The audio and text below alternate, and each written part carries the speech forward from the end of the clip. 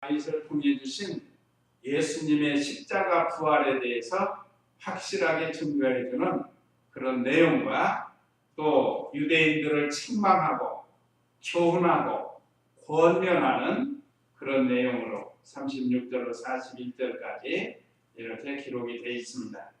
그러면 30절 읽어보시기 바랍니다. 그가 선지자였으므로 하나님께서 그의 자손 중에서 한 사람을 그의 보좌에 앉히시겠다고 그에게 맹세하신 것을 알고 미리 내다보며 그리스도의 부활에 대하여 말하기를 그가 하데스의 버림을 당하지도 않았고 그의 육체가 썩지도 않았다라고 하였다.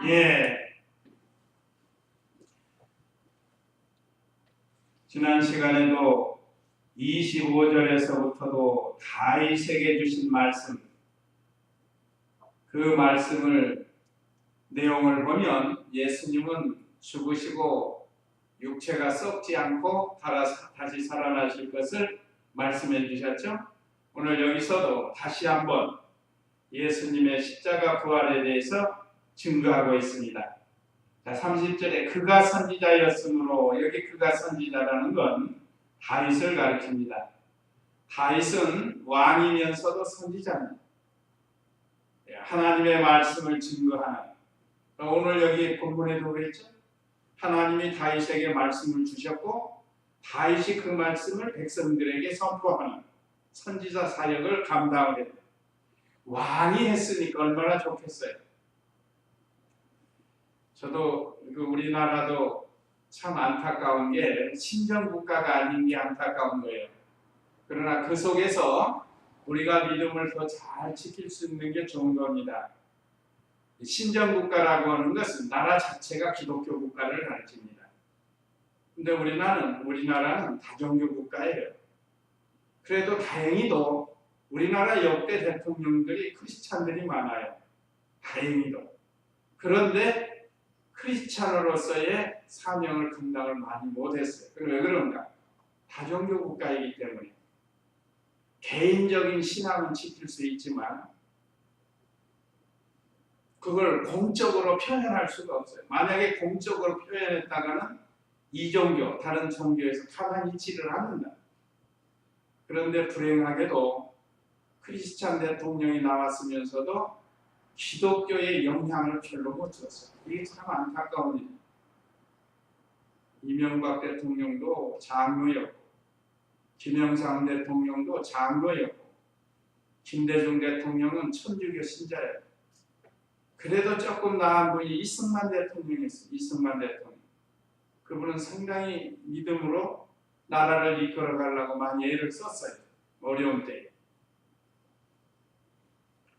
이게 다윗이 왕이니까 이 복음을 전하는 선지자 사역을 얼마나 잘했을까. 또 더군다나 나라가 이 하나님을 섬기는 나라라. 다른 종교는 발을 붙일 수가 없는, 물론 타락해가지고 역대 그 이스라엘 역사를 보면 타락해가지고 따라간 경우가 있고 왕도 가는 경우가 기본적으로 기독교 국가예요. 그런 거 아니에요. 하나님이 이스라엘을 선민으로 선택해서 그들에게 말씀 주시고 또 예배도 제사를 주셨죠. 옛날 제사도 주고 오늘날 예배를 또 성령님도 주시고 보내주시고 그리스도를 약속하시고, 자, 이렇게 이 다윗이 왕으로서 선지자의 일을 감당했다. 사실 이명박 전 대통령이나 김영삼 전 대통령도 하나님께서 선지자 일을 감당하라고 대통령 세워주셨다고. 그런데 그걸 잘 못했어요. 오히려 다른 종교에게 혜택을 많이 주고, 그게 하나님이 기뻐하시겠어요?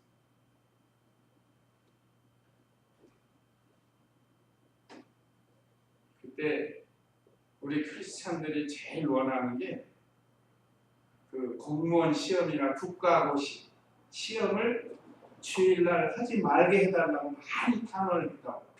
주일날 하지 말자. 그렇게 좀 법을 만들어달라고. 근데 그거 못했어요. 지금은 좀 어떻죠? 지금은 이명박 대통령이 좀 했나 모르겠어요. 지금 이제 토요일 날 쉬는 날이 돼가지고 웬만하면 토요일 날 많이 합니다. 이게 하나 이제 좀 그나마 다행이에요.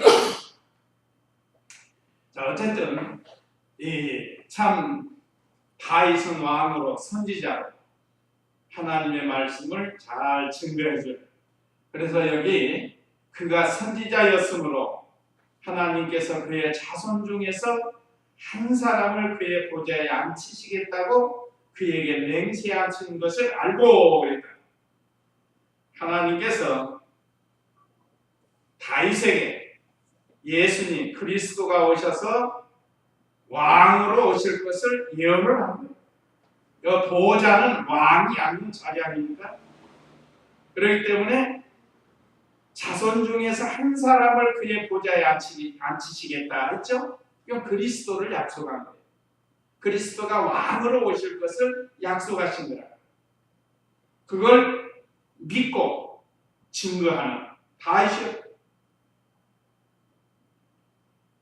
하나님이 그에게 맹세하신 것을 자기는 믿고 그렇게 될 것을 알았다. 믿으면 알게 되면 믿으면. 다윗은 믿고 아는 거예요. 그래서 예수님이 오셔서 왕의 사역을 잘 감당하실 것을 믿었어요. 우리에게도 지금 예언된 말씀 다 이루어져 가고 예수님이 재림하시고 세상을 심판하실 것, 우리 성도들을 구원하실 것, 상 주실 것 다 예언해 주셨어요. 그걸 우리가 지금 믿는 거예요. 마치 다윗처럼. 다윗은 오실 그리스도가 왕이 되실 것을 믿었고 거기까지 그친 게 아니에요. 다윗은 예수님은 썩지 않고 부활하셔서 심판하실 것까지 알게 되었다고 해요. 다윗이 그걸 증거해 준 거 아니에요. 지난 시간에 얼마나 이 큰 신앙을 가지게 됐는지 모릅니다. 그래서 31절에 미리 내다보며 하나님이 은혜로 미리 알려주셨다. 오늘 저와 우리 성도님들도 알려주고 있지 않습니까? 알려주고 있는 거예요. 언제 오실지 모르지만 주님이 재림하신다. 알려준 겁니다. 이미. 그러니까 우리로 하여금 뭘 하라고요? 믿음 준비 잘하라.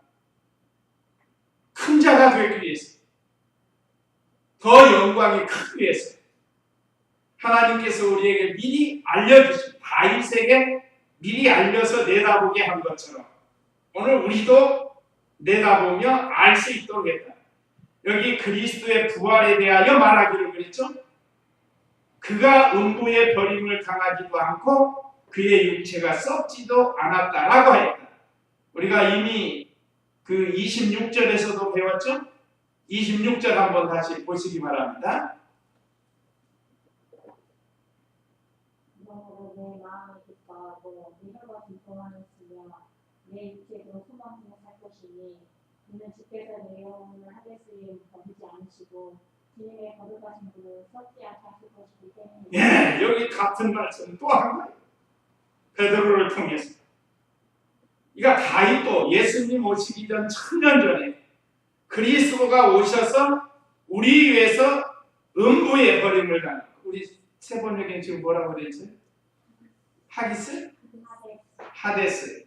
이게 헬라어로 여기 우리 성경 음부로, 예, 지금 이 성경은 음부로 되어 있는 음부. 우리가 음부가 익숙해요. 음부는 헬라어로 말하는 스월이라고 합니다.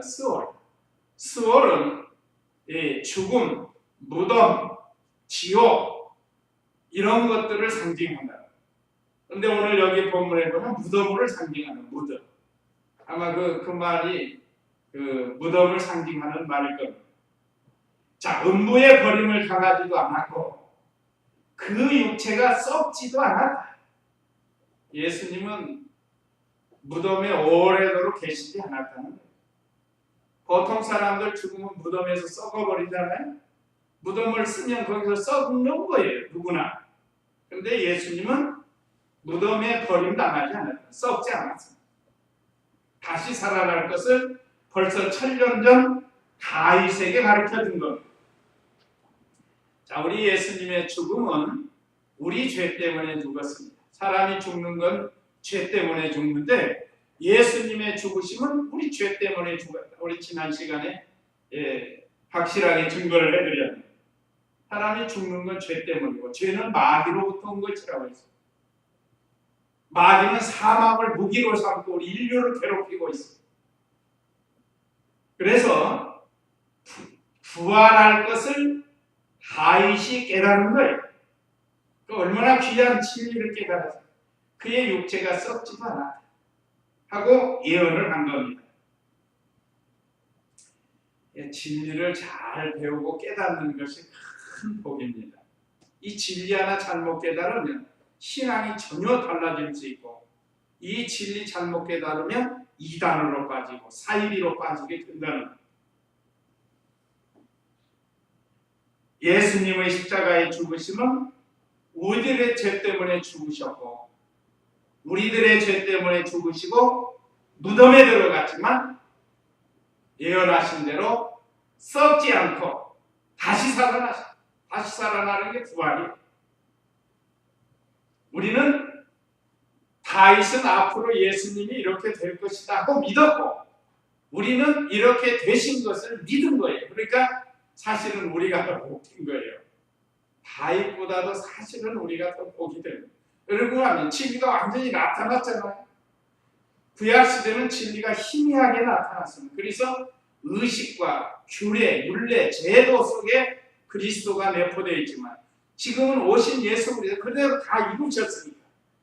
그래서 구약 시대에 했던 여러 제사나 의식이나 그걸 폐하고 지금은 영으로 오신 예수 그리스도를 믿음으로 우리가 이렇게 예배를 드리는 겁니다. 다윗이 깨달은 것도 귀한 건데 우리가 깨달은 건 얼마나 더 귀해요. 그 다음에 32절로 33절은 하나님이 예수님을 살리신 것을 베드로와 제자들이 증언을 한 내용인데 32절 읽어보세요.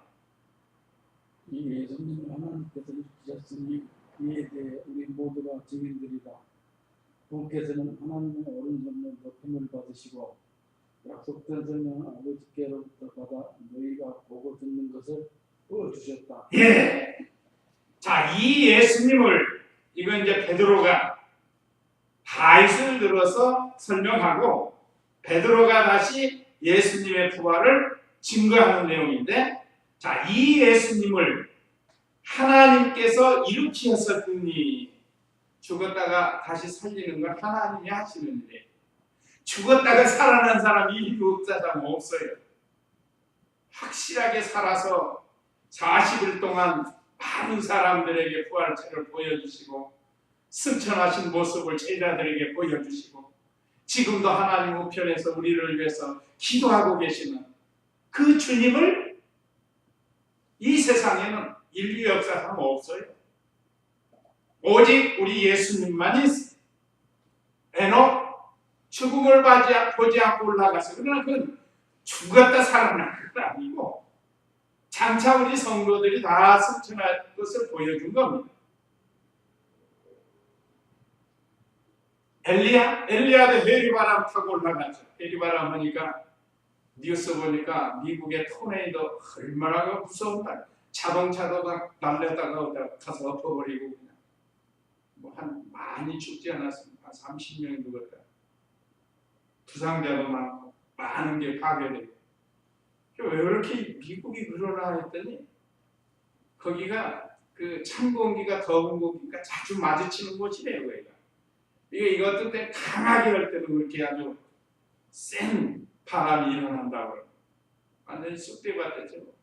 그 유명하죠. 오클라호마라는 곳이 아주 유명한 곳이기도 한데 그러니까 엘리야는 회리바람 타고 그거 보니까 회리바람 타고 올라가는 것도 같아요. 그러나 그런 바람이 아니죠. 그런 바람 올라갔다가 떨어져요. 저만큼 가다가 뚝 떨어지는 거예요. 이건 신령한 하나님의 능력으로 엘리야가 올라간 거죠. 그러니까 제자들이 떨어질까 봐 막 찾아다녀. 동으로 서로 이것저것 다니지 않았어요. 그러나 떨어지지 않았어요. 보통 바람은 타고 올라가 떨어지게 돼 있습니다. 그러니까 우리 예수님은 이렇게 하나님께서 일으켜서 하나님의 나라로 승천하셨는데 이에 대해 우리 모두가 증인들이다 그랬습니다.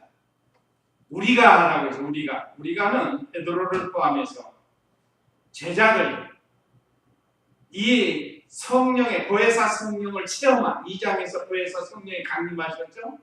그걸 체험한 120명 이 사람들은 증인이다. 확실한 증인이에요. 이건 그들이 체험을 했고 보고 들었고 아는 것이기 때문에 증인들이라고 했습니다. 그래서 이에 대해 우리 모두가 증인들이다. 그러면 오늘 우리 이 시대에 우리는 증인이 될 수 없습니까? 우리도 마찬가지로 베드로나 제자들처럼 증인이 되어야 됩니다. 예수님은 분명히 우리 죄를 짊어지시고 십자가에 죽으셨고 그리고 사흘 만에 살아나셨고 우리도 예수 믿으면 죽었다가 살아난다 하는 걸 확실하게 증거를 해줘야 됩니다. 우리도 증인이 되어야 돼요. 지금 베드로가 많은 유대인들 앞에서 담대하게 지금 전하잖아요. 얼마가 모였다고요? 아까? 3,000명이면 3,000명. 3,000명이 모인 앞에서 이렇게 지금 담대하게 증거를 하는 겁니다. 그러니까 역사적으로는 베드로야 제자들이 증인이 된 것처럼 오늘날은 우리가 증인이 돼야 됩니다.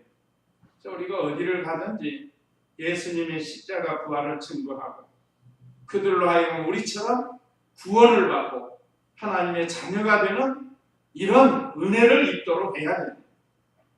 특별히 사랑하는 가족들, 친척들, 친구들, 이웃들에게도 이 복음을 잘 전해야 되겠습니다.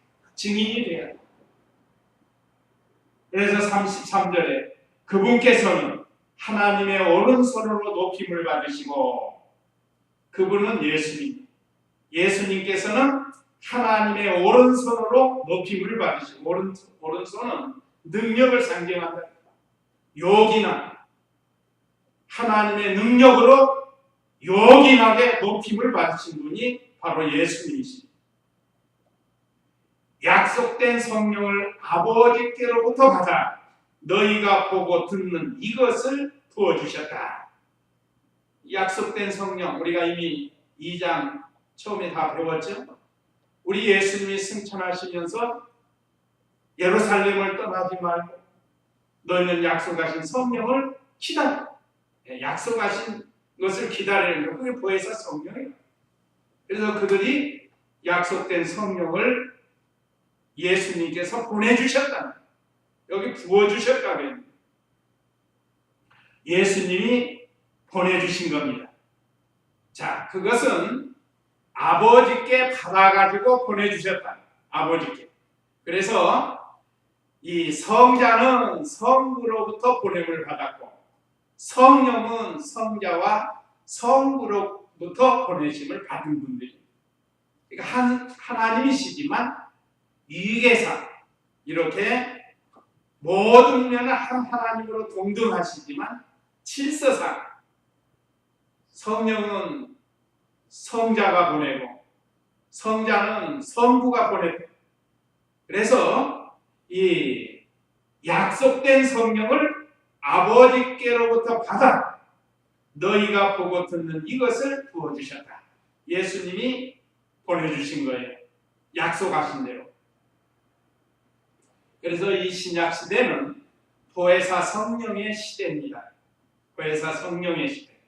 그러니까 얼마나 감사한지 몰라요. 예수님이 보혜사로 계실 때는 제한적이잖아요. 제한적. 이스라엘을 벗어나지 못해요. 유대 땅. 이스라엘 유대 땅을 벗어나지 못하셨지만 오신 보혜사 성령 우주에 충만하게 동시다발로 다 역사하신다. 우주에 충만하셨어요. 예수님이 진리를 선포하셨고 성령도 진리를 가지고 선포하시면서 역사하신다. 이거 얼마나 지금 시대가 좋은 시대인지 몰라요. 지금은 보혜사 성령 시대. 그래서 아까 189장의 보혜사시, 진실하신 주성, 진리의 영으로 오신 성령이십니다. 그래서 지금 너희가 보고 듣는 이것을 부어주셨다는, 성령을 부어주셨다는 것. 자, 얼마나 감사하니. 그것을 많은 사람들이 보았잖아요. 우리가 보면 그 2장 7절 이하에 보면, 6절 이하에 쭉 보면 여러 나라 사람들이 모여가지고 성령의 역사로 각각 자기 나라 말로 알아들은 거, 그게 성령의 역사라. 제자들에게 그 성령이 임해가지고 그들이 말하는 것을 자기들의 말로 다 알아들은 이 놀라운 역사의 성령을 너희가 보고 들은 그것이 바로 성령 하나님이시다. 자, 그 다음에 34절 읽어보세요. 다윗은 하늘에 올라가지 않았으나 그 자신이 말하기를 주께서 내 주께 말씀하셨다. 내가 내 원수들을 내 발의 받침대로 삼을 때까지 너는 내 오른쪽에 앉아 있어라 하였다. 예. 또 다윗을 들어 베드로가 말했습니다. 이거 보면 성경을 잘 아는 것 같아요. 이 성경 말씀을 인용한 거 아니에요. 야, 여기 다윗은 하늘에 올라가지 않았으나 그 자신이 말하기를 주께서 내 주께 말씀하셨다. 이 말씀은 시편 110장 1절을 인용한 말씀입니다. 내가 내 원수들을 내 발 받침대로 삼을 때까지는 너는 내 오른쪽에 앉아 있으라 하였다. 시편 110장 1절에 있는 말씀을 베드로가 인용해서 증거를 한 겁니다. 여기 주께서 내 주에게, 이것은 처음 주께서는 아버지 하나님을 가리키고 내 주께 말씀하셨다는 것은 예수님을 가리킵니다. 아버지 하나님께서 예수님에게 말씀하셨다, 이거라. 그런데 여기 내 주께 했으니까 다윗이 예수님을 주님으로 마셨다. 주님으로. 지난 시간에도 말씀드렸지만 원래 혈통적으로는 예수님이 다윗의 후손으로 1000년 후에 오셨다는 거예요. 근데 1000년 후에 오실 자기 후손에 대해서 주라고 해요. 주. 그러니까 신성면으로서는 하나님으로 믿은 거예요. 비록 다윗의 후손으로 예수님이 오셨지만 그는 신성면으로 하나님이시다. 그것을 고백한 겁니다. 그 예수님이 오셔서 내가 내 원수를 내 발 받침대로 삼을 때까지 했다. 이것은 하나님께서 예수 그리스도의 원수를 예수님의 발 받침대로 삼을 때까지 너는 내 오른쪽에 앉아 있어라 하고 말씀하십니다. 그리스도께서 이 말씀대로 오셔서 모든 원수를 정복하셨습니다. 팔로 다 밟고 승리하신 것을 가르칩니다. 이 말씀이 우리 신약 고린도전서 15장에 거기 한번 보시기 바랍니다. 24절로 26절. 고린도전서 15장 24절에서 26절까지. 그 다음은 마지막인데 그때는 그분께서 모든 권력과 모든 권세와 운동을 없애버리시고 그 나라를 하나님 아버지께 바치실 때이다. 그분께서 모든 원수들을 그 발 아래 두실 때까지 다스리실 것이니 마지막으로 멸망받을 원수는 사망이다. 네. 자, 이 말씀 우리 예수님이 오셔가지고 모든 원수 마귀를 다 정복하시고 승리하시고 부활로 승리하시고 원수들을 그 발 아래 수실 때까지 다스릴 것이니. 그래서 이제 마지막으로 멸망받을 원수는 사망이다. 이건 우리 예수님이 책임하시면 마지막에 멸망받을 게 사망입니다. 그리고 현재는 예수님이 하나님 우편 요구한 자리에 앉아 계시고 이제 주님이 오시면 최후의 심판을 통해서 불신 세계를 다 심판하십니다. 불신자들을 이용했던 마귀, 모든 사람의 위협이 되었던 사망 권세, 이걸 다 심판하시는 주님이신 것을 오늘 고린도전서를 통해서도 우리에게 약속해 주고 계십니다. 그러니까 이 말씀이 벌써 다윗에게도 주신 거예요. 참, 이 진리를 바로 배우고 깨닫는 것이 얼마나 감사한지, 다윗이 또 이 귀한 진리를 받은 게 얼마나 감사해요. 오늘 우리에도 이와 같은 귀한 진리를 받았습니다. 늘 감사하면서 믿음을 잘 지켜나가고 구원을 잘 이뤄나가야죠. 확실하게 베드로가 유대인들에게 예수님의 십자가 부활을 다윗을 들어서 다윗에게 주신 말씀을 들어서 증거해 줬고, 이제 36절로 41절은 베드로가 책망하고 교훈하고 권면하는 내용인데, 먼저 36절 읽어보세요. 그러므로 이스라엘 온 집이 확실히 알 것은 너희가 십자가에 못 박은 이 예수님을 하나님께서는 주님과 그리스도가 되게 하신 것이다. 예, 첫째는 베드로가 성령의 감동으로 지금 책망을 했습니다. 36절은 그러므로 이스라엘 온 집이 확실히 알 것은 너희가 십자가에 못 박은 이 예수님을 하나님께서는 주님과 그리스도가 되게 하신 것이다. 어떤 모양으로든 예수님을 십자가에 죽였고, 지난 시간에는 법 없는 빌라도와 같은 이방 사람들에게 예수님을 넘겨줬다.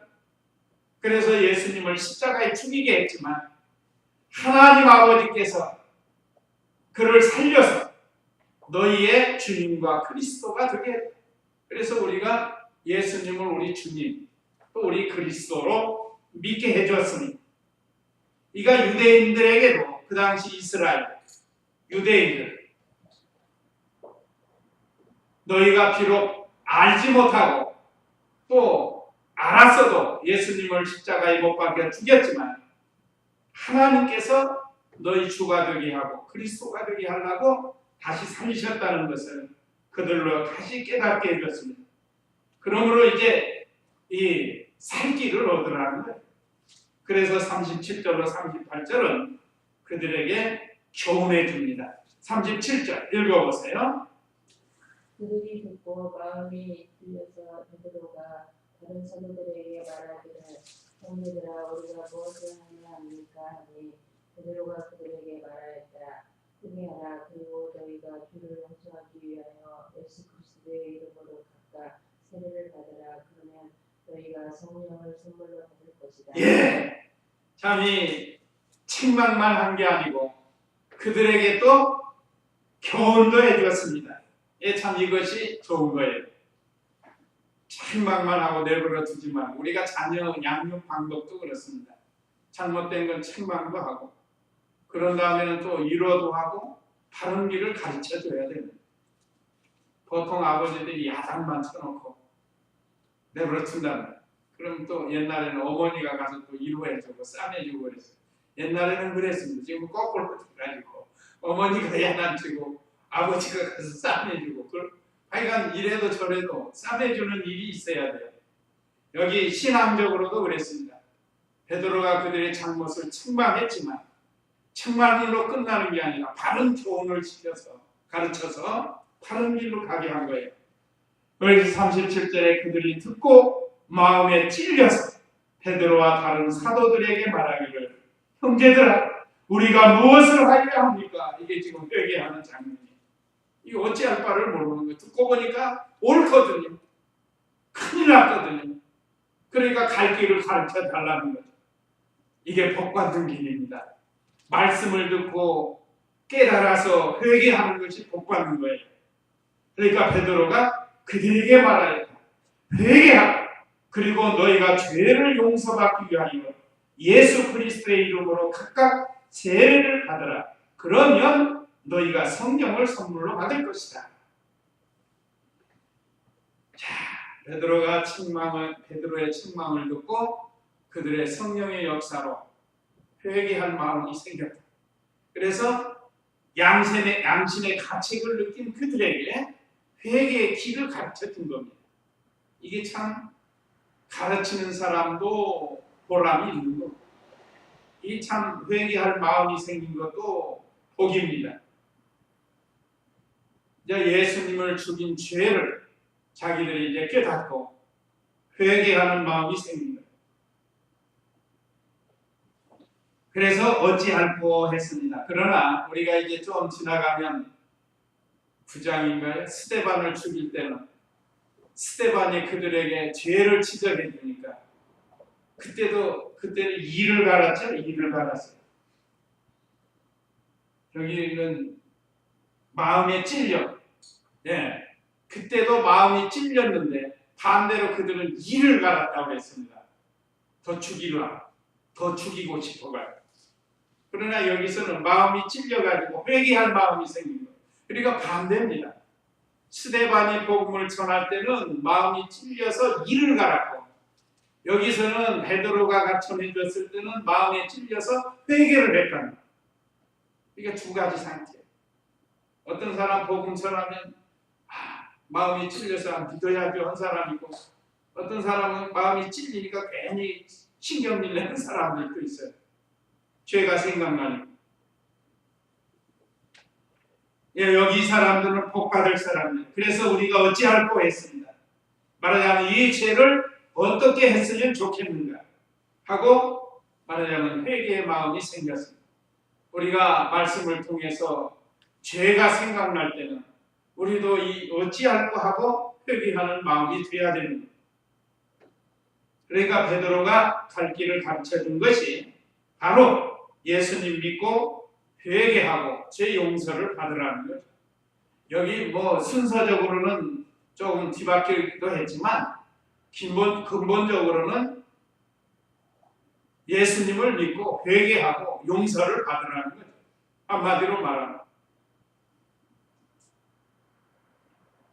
그런데 회개의 원기는 중생을 해야 회개가 되고 중생을 해야. 이건 신학적 용어인데, 그러나 동시에 되는 겁니다. 동시에. 중생, 믿음, 회개, 그 다음에 용서, 의롭게 되는 것. 이거는 예수님 믿을 때 동시에 다 되는 거예요. 그런데 논리적으로, 순서적으로 말하면 중생이 먼저죠. 사람이 죽었던 게 살아나야 뭐 예수님을 믿든지 회개를 하든지 그럴 거 아니겠어요? 근데 성경에 보면은 회개하고 죄 용서를 받으라. 오늘 여기도 그랬죠? 그런 약간 순서는 뒤바뀌는 경우가 있어요. 그러나 우리가 이 조직적으로 논리적으로 볼 때는 언제나 이건 우리가 알아야 돼요. 중생해야 합니다. 중생은 살아나는 거예요. 그거 하나님이 살려주는 겁니다. 택한 백성. 복음을 들을 때 하나님이 죽었던 영을 말씀과 성령을 살려놓는다. 살려놓으니까 예수님이 하나님의 아들로 구세주로 믿어진 거예요. 믿고 보니까 과거에 지은 죄가 생각이 나서 회개를 하는 거고, 회개하니까 용서를 받아서 의롭게 되는 거죠. 죄 용서를. 그것이 논리적으로 그렇게 되는 겁니다. 그런데 성경에 보면 회개하고 용서를 받으라 이런 경우도 있고, 좀 이 순서가 뒤바뀌는 경우도 있지만, 우리가 이 논리적으로는 그렇다는 거 우리가 확실히 알아야 다른 사람에게 제대로 가르쳐 줄 수 있습니다. 죽은 사람이 어떻게 예수 믿겠어요? 죽은 자는 말을 못하고 어떻게 할 방법이 없습니다. 살아나야 믿고 회개하고 용서받는다. 적어도 우리 집사님들은 이 정도는 우리가 다 알아요. 이건 굉장한 거예요. 우리 신학교에서 배운 거니까. 그 알아야 다른 사람이 이거 물어보면 몰라요. 그저 예수 믿으면 죄 용서 받는 거 거기까지밖에 모른다. 그래서 베드로가 이렇게 가르쳐 주어서 그들이 이제 회개를 했습니다. 자, 40절. 39절 읽어보세요. 이 약속은 너희와 너희 자녀들과 먼데 있는 모든 이들 곧 주 우리 하나님께서 부르시는 모든 이들에게 하신 것이다. 베드로가 여러 가지 다른 말들로 확증하고 그들을 권면하여 말하기를 너희가 이 사악한 세대에서 구원을 받아라 하니 예. 이 약속은 아까 이거 이제 권면입니다. 39절은 권면의 말씀. 37절, 38절은 교훈해 준 거고 구원의 길을 가르쳐 준 거예요. 바른 길을 가르쳐 준 겁니다. 얼마나 지금 우리는 늘 배워서 모르지만 이 유대인들에게는 얼마나 귀한 새로운 진리라고 하죠. 유대교에 있던 사람들이다.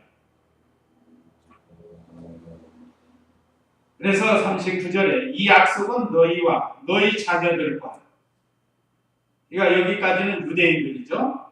또 이스라엘 사람들 먼 데 있는 모든 이들 이방 사람들을 가르칩니다. 먼 데 있는 이방 사람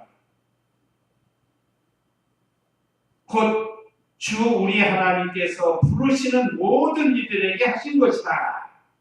그러니까 하나님이 부르는 자는 어떤 사람 부르죠? 택한 백성 부릅니다. 하나님이 부르는 자는 택한 백성이에요. 택한 백성은 유대인도 있고 이방인도 있다는 뜻이에요. 이제 전에는 유대인들 속에서 역사하신 하나님이지만 이제 예수님이 십자가 부활 승천 후에는 이 복음이 이방인도 가가지고 하나님이 부르시는 모든 택한 백성들에게 주시는 것이 바로 이 성령을 통해서 죄를 회개하고 예수 믿고 하나님의 자녀가 되는 길이라. 이걸 지금 베드로가 가르쳐 준 겁니다. 이제 베드로는 이렇게 성령의 감동으로 그들에게 권면을 해주었어요. 예수 믿는 자에게는 성령을 주신다. 그래서 예수 믿으면 성령이 우리 안에 계시는 겁니다. 성령님께서 지금 우리 안에 다 계셔요. 어디에 계신다고요? 중생한 영 속에 계시는 거죠. 마음에 계신다고 하면 그건 안 맞아요.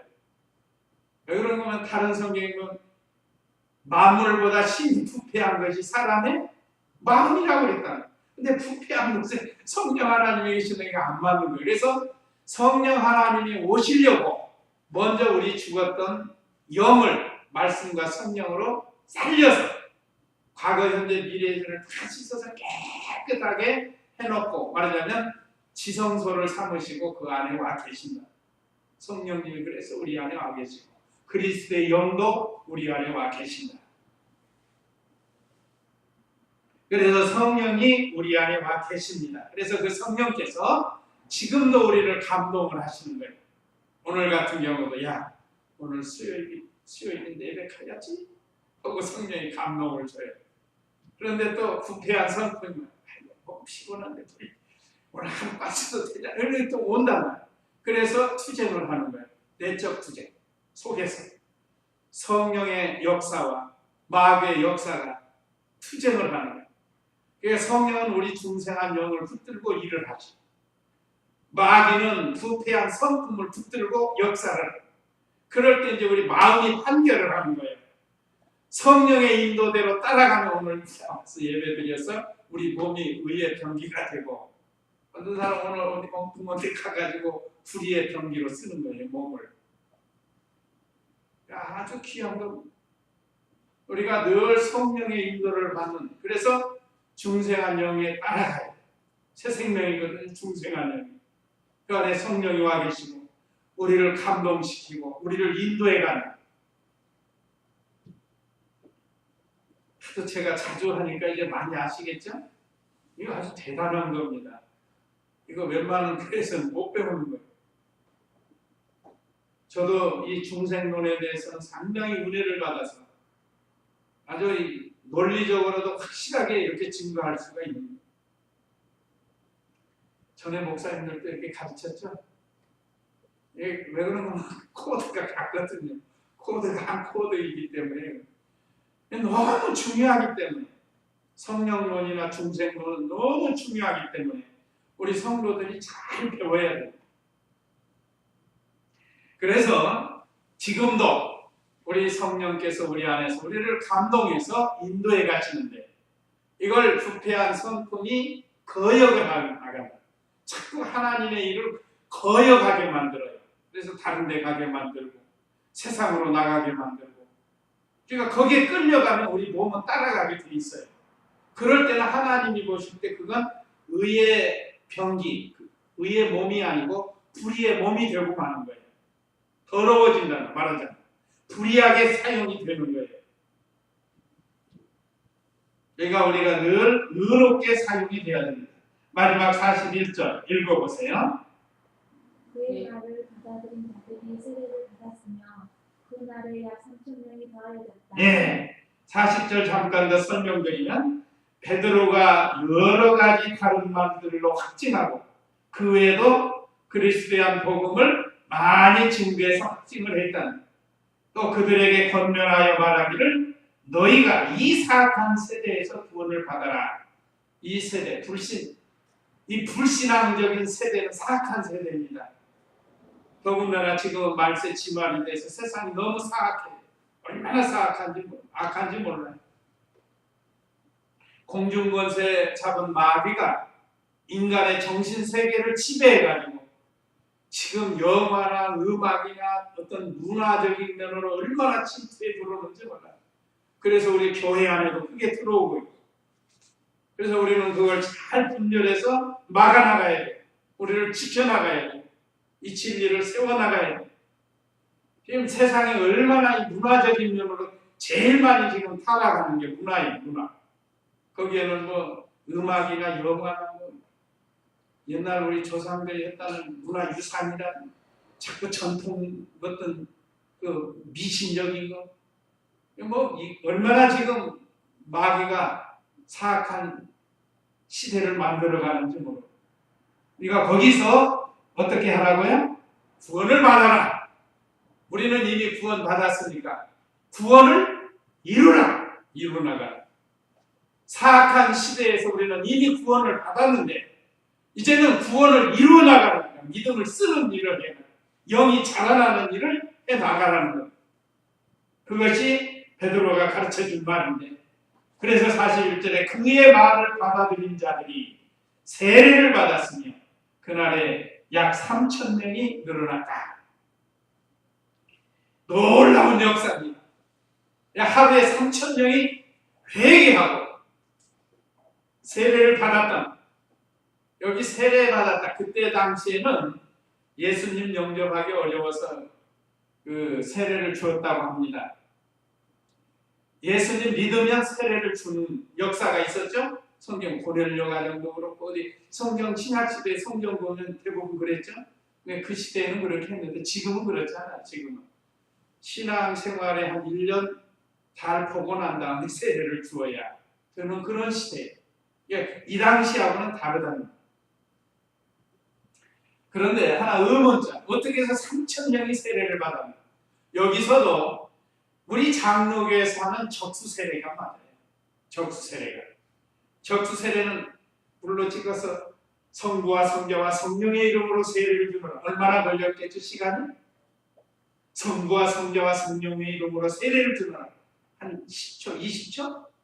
그러니까 12 사도가 세례를 주었다고 해도, 이거 베드로, 바울이 아직 여기 들어가지 않았으니까, 마띠아가 들어갔죠? 마띠아가 들어가니까 12 사도가 세례를 주어도 3,000명 충분히 줄 수 있습니다. 시간을 한번 계산해 보세요.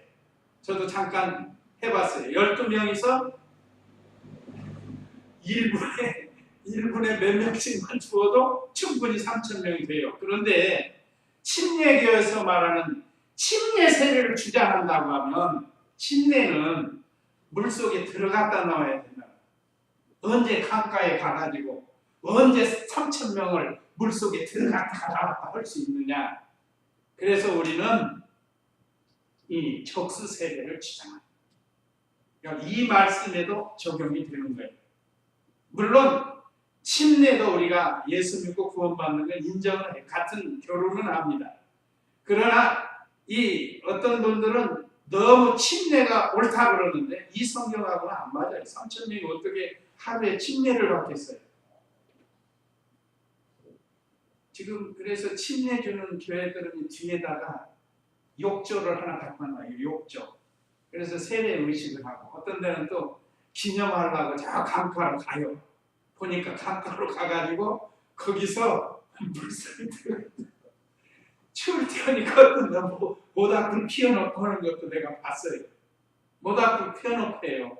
물속에 들어갔다가 추우니까 담요들 가지고 가서 불이 있는 데 가서 여자 성도들도 커튼 쳐놓고 거기 가서 못 가고 그런 거 가는데, 그러니까 우리가 주장하는 이 적수 세례가 맞다는 거, 우리가 오늘 본문에서 3,000명이 세례받은 것이나 또 여러 가지 정황으로 봐서 우리는 적수 세례를 주장합니다. 그러나 침례도 인정을 해준다는 거, 그렇게 아시고, 자, 오늘 우리에게 주신 이 말씀, 사도 베드로가 예수님의 십자가 부활을 다윗에게 주신 예언의 말씀을 인용해서 유대인들에게 확실히 증거했는데, 그 당시 유대인들은 다윗으로 우러러오는 조상이니까 이 오는 느낌이 더 아주 강하게 느꼈을 거고 아주 지혜롭게 자란 거예요.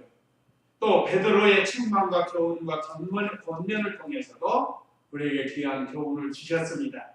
우리는 이미 사악한 세대에서 구원을 받았고 이제 구원 이루어나가는 일을 잘하도록, 또 다른 사람들에게 바른 진리를 증거하도록 우리가 이 시간 같이 기도하겠습니다.